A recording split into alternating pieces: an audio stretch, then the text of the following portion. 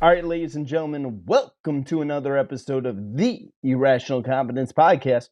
We're talking college football and we're recapping week 5. A couple of big upsets, couple of big wins, but no one bigger than one of the biggest cheesehead fans in the country, my co-host, Fresh. How you doing, buddy? Paps, Packers took care of business today. It was a lucky one. I know we're going to talk about the NFL, but that was a survive in advance mode. Just like a lot of other teams in the college football landscape, survive in advance, move on to the next week. Two people that did not survive are Carl Durrell, who got fired at Colorado, and Paul Chris got fired at Wisconsin today. Two big, more heads rolling in the college landscape. It's was it 5 or 6 now, and we're not even at October 3rd. Quite a bit have lost their jobs already. Things should have been going better at Wisconsin. There's too much talent on that team for Paul Chris to have that team where they are right now. But let's get into it, Fresh. Let's get into winners and losers of this weekend.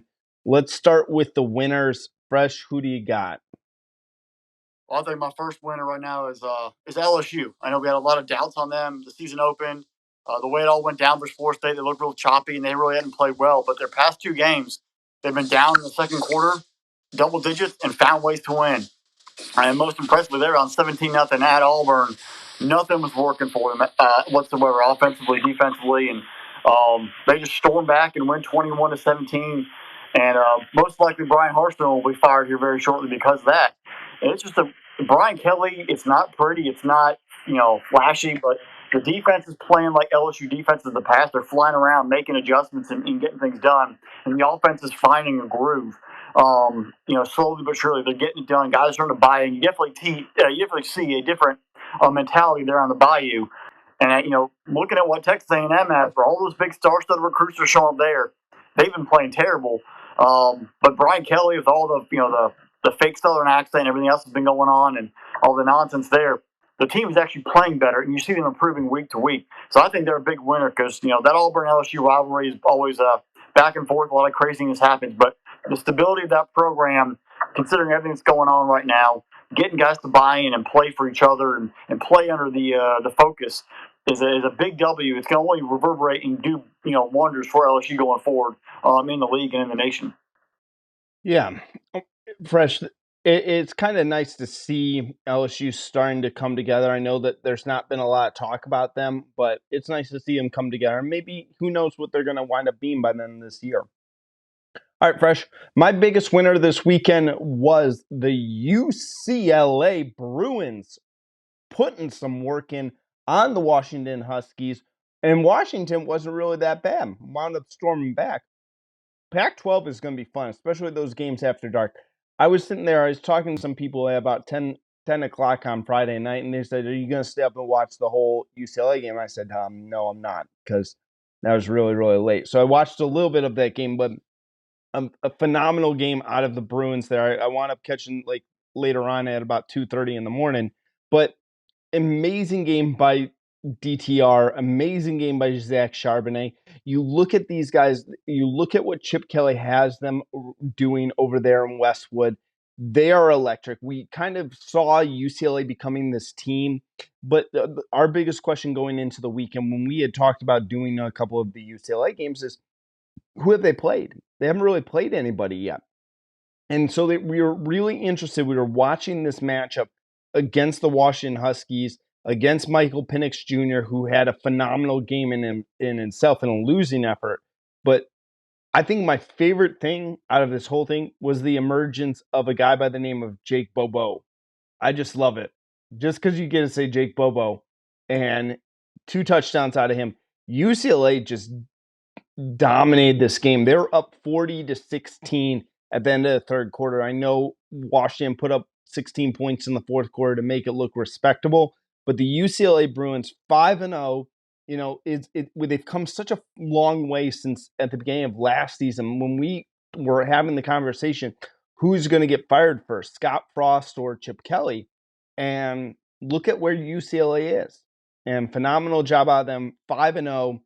I think we're doing a couple of UCLA games coming up here soon, too. Yeah, the way that they even gave up points and became a closer game, they were able to maintain control there late, drive down and score a touchdown and really seal the deal. Showed the different mentality. You see teams that spiral out of control. They have big leads and let other teams back in, and they don't know how to recover. But the way they're able to sort of stabilize it, get the late touchdown, and sort of finalize that and end the ball game shows a sign of maturity for that football team. Yeah, and they were 10 for 14 on third down, which was really impressive. Third down is definitely where you got to dominate. All right, Fresh, where are you going next? We're going to look at the team that got Paul Chryst officially fired, and by a former Wisconsin Badger coach, but the Illinois Fighting Illini.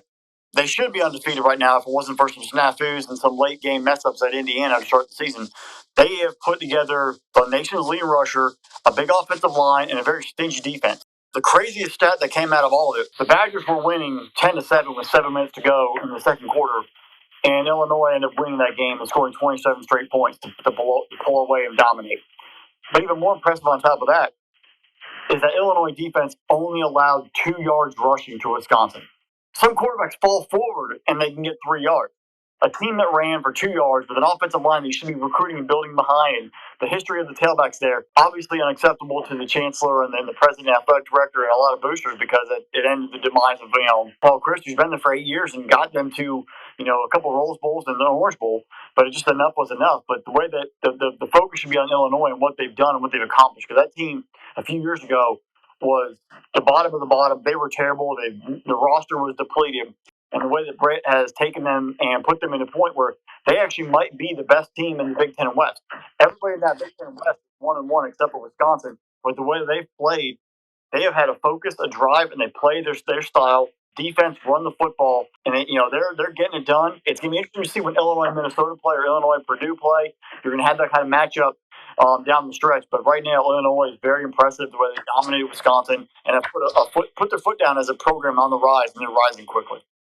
Absolutely. It's nice to see Illinois starting to, really take some pride in their program over there. All right, Fresh, my next winner right now, I've been really debating which one I should go with next here, but I'm gonna say the Ole Miss Rebels, man. I watched a good chunk of this game and was really impressed with how well Ole Miss came into this game defensively. I think that I was pretty, I saw Lane Kiffin in the post game was pretty brutal on their offense, and again, this is why he's paid the coach team, and I'm not. I thought that Ole Miss played really well. They got defensive stops when they needed them. They were able to force a lot of pressure on Will Levis. And you saw that Will Levis didn't take that next step. And I know that the announcers were saying it during the game where they were talking about, can he take the leap to elevate the people around him? Can he put a team on his shoulders, win them the ball game? And he wasn't able to do it in this. He had a nice game, 18 for 24 for 220 and 2 touchdowns. But I was so impressed by the Ole Miss defense there and how they were able to stifle him down. And especially at the very end, if you take a look, they wound up having 3 sacks. They had 9 tackles for losses. They were in the backfield all day and wound up winning the game on that strip sack at the end of the game. Such a great job out of the Ole Miss defense there. Definitely deserving of jumping up into the top 10. Yeah, I mean, even the way that they dominated that Kentucky offensive line, those 3 turnovers late were amazing. There's a lot of questions around the defense. DJ Durkin going to Texas A&M, were they able to get stops, and they came out and played with a lot of fire in a game that they had to have it. All right, Fresh, where you going next? We're going to go to where I previewed in our Week 5 preview. We're going to go right to Manhattan, Kansas. Kansas State Wildcats getting it done. We had questions: was K-State ready? Can they keep building off the win over Oklahoma the week before? And did Texas Tech, were they more battle tested or were they worn out? We kind of were trying to figure out what is that question. Were they ready for it, or after the 3-game stretch they were on, were they worn out? Obviously, Texas Tech didn't have much left in the tank when they went to Manhattan. That's no frown on what the Wildcats pulled out. The Wildcats ran all over Texas Tech. They made the Red Raiders quit. Deuce Vaughn ran for 170, and Adrian Martinez ran for 171 and 3 touchdowns. The 2 of them are still running on Texas Tech right now. A major sign that program has a quarterback, the running back. They understand what they are. They run the football, ball control, make big plays, and the defense is able to organize and get stops and get them off the field. K-State, along with Kansas, the 2 of them are running shotgun in the Big 12, both 2-0 in the league. You know, I've seen crazier things happen, but how cool would it be if we get to the Sunflower, a rivalry game the last week of the season, Kansas State, both teams are undefeated in the league, and or one team with one loss, and the winner goes to the Big 12 title game, or even both get a rematch like that. That's kind of what we're setting at. We have a long way to go. Obviously, 7 more games in the league, but you're seeing the way K-State is playing. They are not scared of anyone. They've beaten Texas Tech, who beat Texas. They've beaten Oklahoma, who obviously is scared of the color purple. And there's a rumor that in Austin, the Texas Longhorns are going to come out in purple jerseys next week to really freak out Oklahoma. But K-State is real. They are real. They are driving. They have a quarterback and a running back. And you can also see that Adrian Martinez just mentally looks free. He's not under the stress at Nebraska. He's playing open, playing free, playing within himself, and he's having tons of success. And the team is feeding off of that. They're doing special things right now. I'm really excited to see if they can keep moving this forward the rest of the season. But K-State, big win. Yeah, absolutely. Impressed by the Wildcats over there. I don't know if we've seen a K-State program since the Bill Snyder days, man. It's just fun to watch, and especially the fact that it's Kansas and Kansas State that are this much fun to watch. Like, it's incredible. I've just really enjoyed it. It's like Michael Bishop and Darren Sproles. Basically, that's what Deuce Vaughn and Adrian Martinez are. If you don't know who those kids are and you're too young to understand who Michael Bishop was or Darren Sproles, look them up in there. Look up K State and Wikipedia. Look up their website. Go look at YouTube videos. I don't think they probably were on YouTube at the time, but those guys were studs. They were under Bill Snyder, and they got that program on the right track. Helped them guide them to a couple Big 12, title games and big time bowl games. Those guys are the exact same replica of what Adrian Martinez and Deuce Vaughn are now. A running back who is explosive in all space, and a quarterback who's mobile but has an arm and has the guidance of the offense. They're special, and they have a chance to do some big things. Yeah. All right, Fresh. My next winner is a young man by the name of Miyan Williams for the Ohio State Buckeyes. Anytime you put yourself in the name of conversations of Pete Johnson and Keith Byers, 5 touchdowns in a game on 21 carries, 189 yards, ties the program record for rushing touchdowns in a game. This is a record not held by Ezekiel Elliott, not held by 2-time Heisman Trophy winner Archie Griffin, not held by Ohio State great Eddie George. No, this is Keith Byers, Pete Johnson, and now Miyan Williams. Amazing game out of him. All year going into the season, we talked about Ohio State and Jackson Smith and Jigba, Travion Henderson, CJ Stroud. We've talked a little bit about Marvin Harrison Jr. coming in. But to see the emergence of Miyan Williams this season has just been so impressive for me. I'm really high on this kid. And to think that most people thought he was the second running back, and he's got almost 500 yards rushing on the season. I mean, what he did, you kind of look at the stat sheet initially, like, oh, and CJ Stroud didn't throw for many touchdowns. Like, the offense must have been terrible. Then you look at, they scored 40 plus. They got the ground game going. You also see that Trayvon Henderson has kind of lost his job to Williams. I mean, it's a good problem to have when you have 2 running backs, but Williams definitely asserted himself as the number 1 back, and Trayvon Henderson has been put to that backup role. And if he wants to get more playing time, he's got to step it up when he gets his limited touches because it's Williams' job for going forward. He's been battling injuries most of the year too. Him and Smith Njigba have both been struggling with that injury bug all year. All right, Fresh, who you got next? Anyone else? I got 2 teams that don't win much. Let's give it up to Georgia Tech and Nebraska. Nebraska, you finally held on in the 4th quarter and beat a Big Ten opponent. 35-21 over Indiana. I mean, you might as well have won the Big Ten at that point. And then Georgia Tech going up to Pitt and taking down the Pitt Panthers. First game of the interim coach, getting it done. That's their first win over an FBS team in the last 9 games. It's been a long time coming for the Bugs there, on the flats. But they found a way to get it done. They took out Pitt. Pat Larduzzi, I don't think he knows what probably happened. But Georgia Tech, it's kind of weird. Where was his talent? Where was his drive under the previous regime? Or was that head coach and that, it was he the one in the way and not letting that play to their potential? You never know. But it's always interesting to see when a coach gets fired and the interim comes in. If the team performs really well, maybe it was the coach. But if they perform bad, it doesn't really matter. Kind of like in the Nebraska situation, they've been finding ways to respond. But give it props to them. They both found ways to win games against an FBS team and in a conference win, which they haven't seen in a long time. So both trying to show signs of life there in Georgia Tech and Nebraska. Yeah, great jobs out of both those programs right there, man. I gotta take it down. I gotta take it down all the way down to Waco, man, for my last winner. And I gotta go with the Oklahoma State Cowboys. That game did not disappoint. We said it was probably going to be the most entertaining game of the day. It really was. It was a great game to watch. Spencer Sanders, man, this kid is legit. And if you haven't seen Spencer Sanders play yet, and I know Dominique Richardson got a little bit of love going, and you thought a couple of the receivers did really well. It was the Oklahoma State defense and Spencer Sanders that really kind of broke the will of the Baylor Bears. You look at what they kind of did to Blake Shapen. Blake Shapen, very accurate quarterback, throws 2 interceptions in this game. They really confused him. And then anytime there needed a big play to be made, who was making that play is Spencer Sanders. It was an impressive game out of him.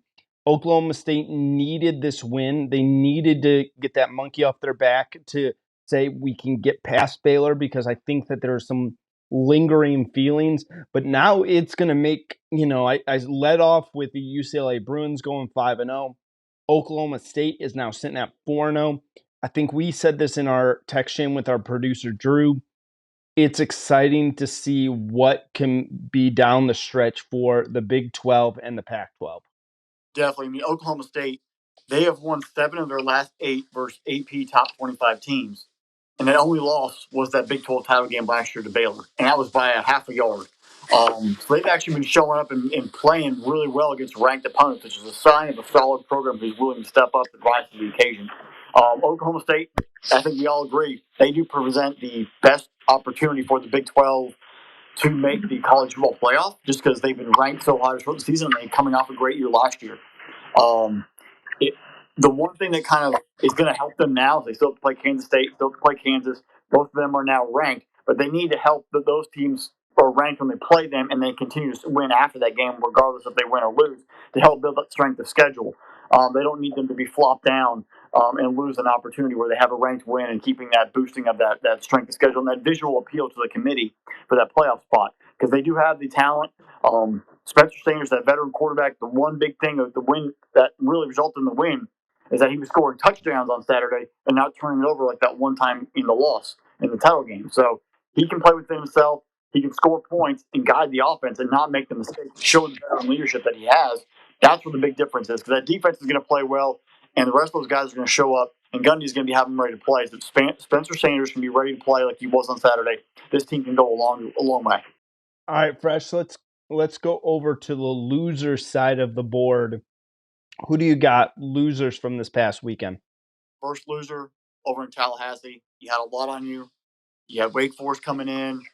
You guys are riding high, and you laid an egg. It wasn't even.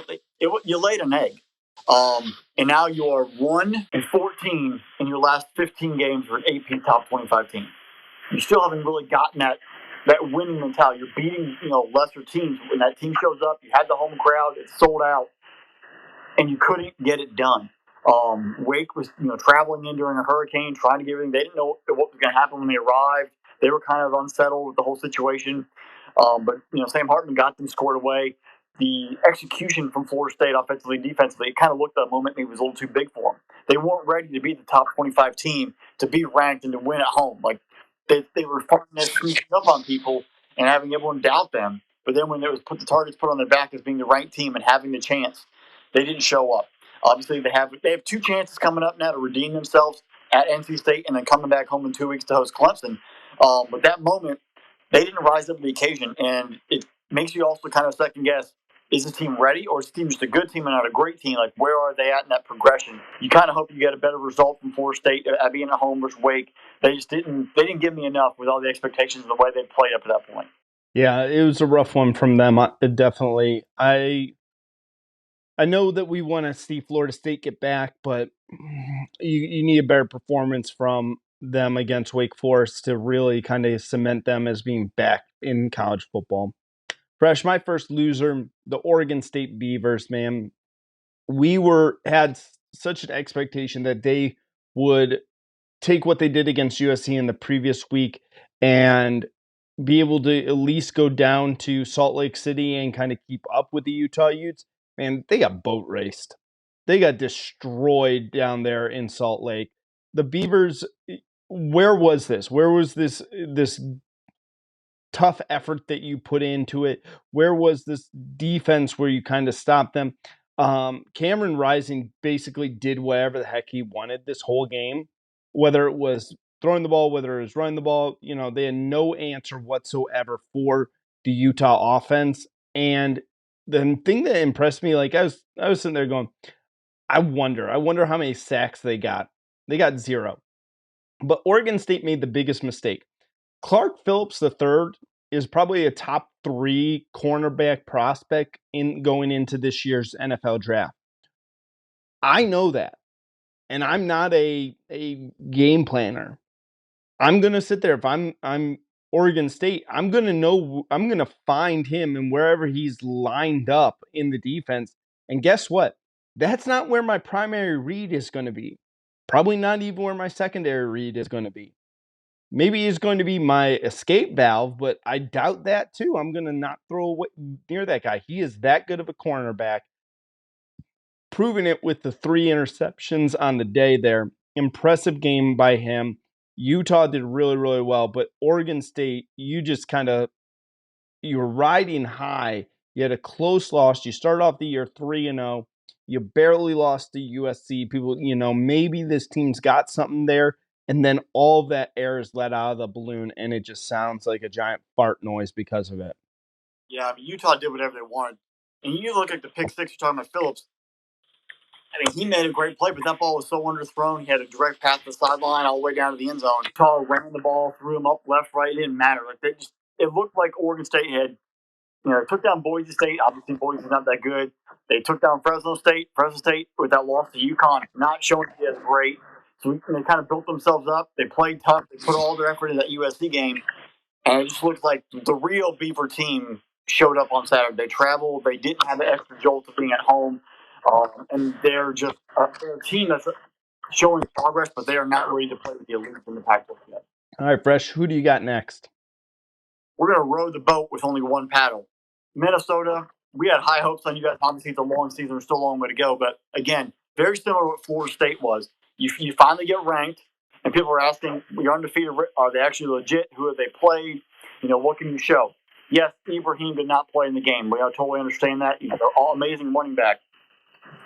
But you should have had the talent, and you should have the depth after last year running 6 running backs out there to find a way to move the football. Your offensive line, which you built this program around, was destroyed. Pressure on Tanner Morgan all day long. You couldn't generate the running game, and your defense gave up 20 points to Penn State. Tanner Morgan, your 25-year veteran quarterback, threw 3 interceptions. Turn the ball over. And this game's at home. This isn't like you're going to West Lafayette and taking on Purdue there with the big drum. You were at home at an early morning kick. The momentum of finally being ranked, time to show up on ESPN, and you laid a dud. Now you're lucky that Iowa lost. You're lucky that Wisconsin's non-existent.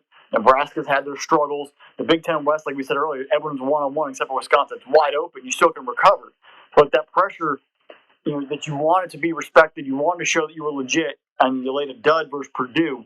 You could have been 2-0 in the league. You put another team away, really installed yourself as the true team to fear.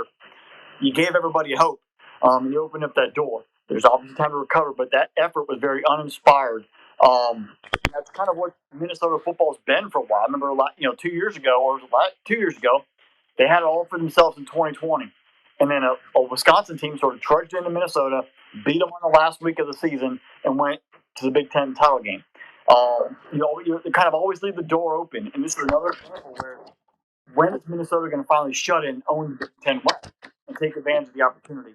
We're running out of them right now. You have to be able to maintain and go perfect the rest of the way to earn that right to play for the Big Ten championship. But what happened on Saturday cannot happen going forward. We've got to rally troops. Too much of a veteran football team to only score 10 points and to lose to Purdue like that.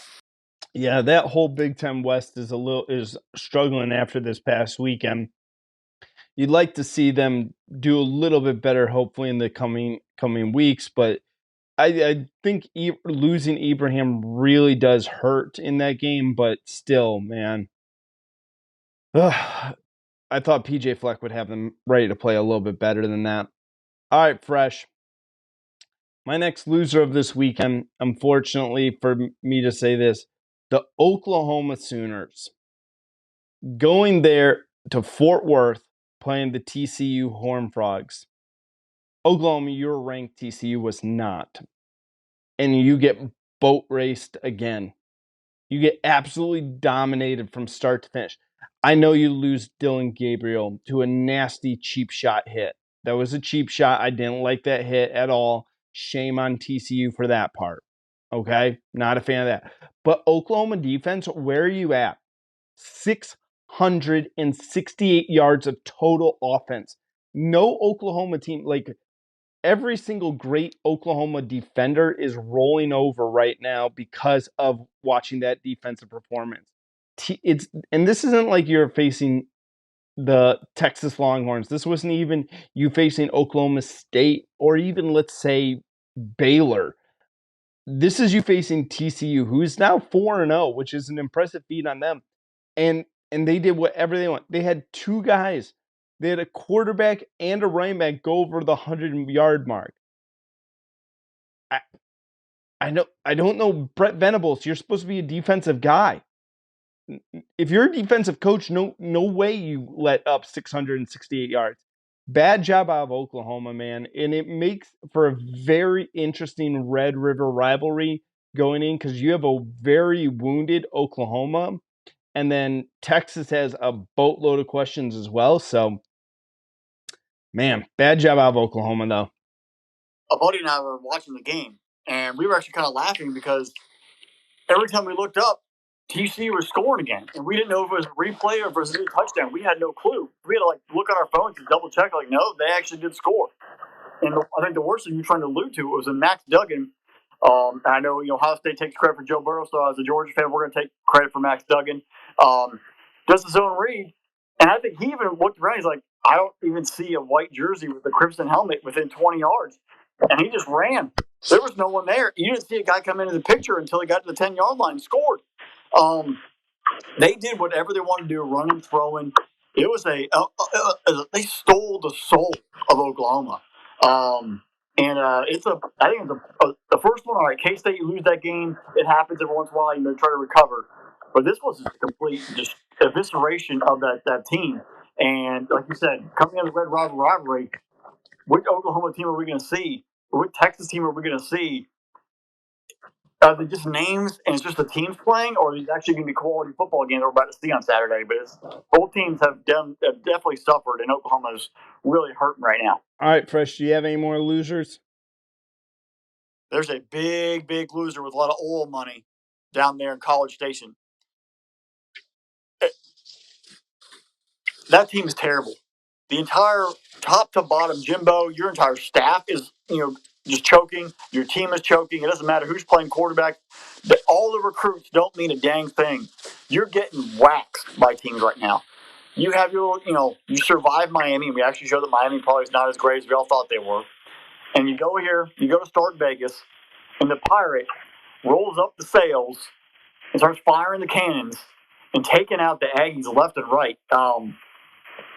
They're still Will Rogers Cowboys still throwing touchdowns. It was terrible. The program, I think, we're done believing A&M is anything. I mean, they might even not be good next year. There's just so much structurally wrong with that program right now. They don't have a soul. They don't have an identity. They're just guys.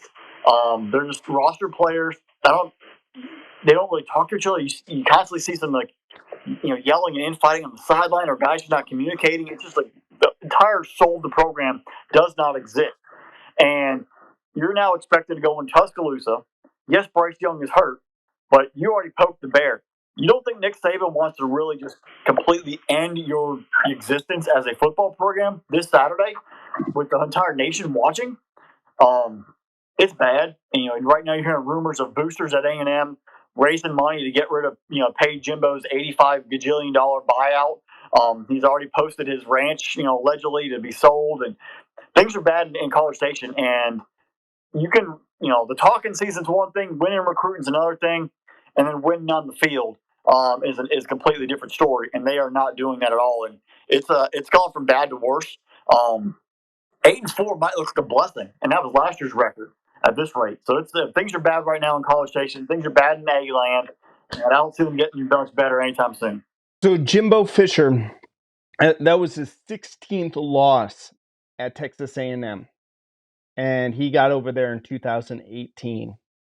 It took from it took 8 years for Nick Saban to lose 16 games at Alabama, and that's with his first year of him starting 7-6 as in his first year.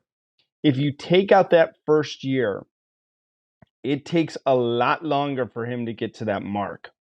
I'm sitting there going, Jimbo, you better find a good real estate agent, and you better be ready to go down a level to another team, go a team in the ACC or in the Big 12, because guess what? You're about ready to get fired. No one at Texas A&M is going to handle that. That was my other loser here, Fresh. I was big on having Texas A&M as one of the losers for this week because that was absolutely terrible. And the weird thing was, like, I understand that Texas A&M's offense is a little bit questionable. I get that. But Mike Leach put up 473 yards. Will Rogers, the cowboy with his guitar and on his horse, throws for 3 touchdowns and 329. It was a poor example of Texas A&M. I'm not impressed, and don't be shocked if Saban hangs a 70 spot on them next weekend. I mean, I'm sure we'll talk about it in our preview, but they had a little phase there, Alabama did. And then after, Arkansas made a nice little comeback. And then even with the backup quarterback, they got stuff stabilized and they went ahead and started pouring more points on. Once they figured out and they got sort of the days, shaken off of the Bryce Young injury, they went ahead and just kept steamrolling people. So I do not expect much of a change. I expect that team to be really amped up because all the chatter. That's an easy sell to motivate. And you have a wounded animal right now is right to be put down. And I think Bama's they're about to unleash some pain on the Aggies. And I'll be interested to see if there's like a ripple effect to Texas A&M, because if they do fire Jimbo, what happens to all those recruits, those top tier recruits? All of a sudden, the transfer portal is stocked, filled with guys who would love to be somewhere else.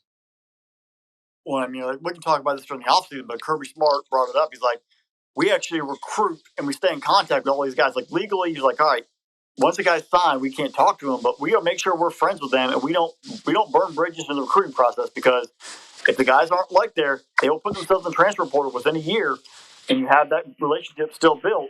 Then you can start, keeping that recruiting process back open again. You don't burn bridges because things like this happen. The program stinks. You don't get playing time. The kid that didn't sign there on signing day does not mean they're never potentially coming to your school. You're recruiting not just for that 1 year. You're potentially recruiting to bring them in the transfer portal. I see a mass exodus, like Moses leading his people out of Egypt. That's what's about to happen at A&M. They're all about to leave. Yeah, it could be something really, really fierce with Texas A&M. We'll see what happens here in the coming weeks for them. But Fresh is a fun week. Week 6 is loaded. We got the Red River rivalry, Red River shootout, Red River showdown, whatever you want to call it. And we got the two talking heads and a bunch of other really good games coming up this weekend. I want to give a special thanks to our producer, Drew, who puts all this together. Remember that the Irrational Confidence podcast is part of Spinnable Sports, so make sure you're going to spinnablesports.com. Yep, that is spinnablesports.com. Like, subscribe wherever you get your podcasts from, whether that's Apple, Spotify, Good Pods, Amazon Pods, any type of pods, whatever it is out there.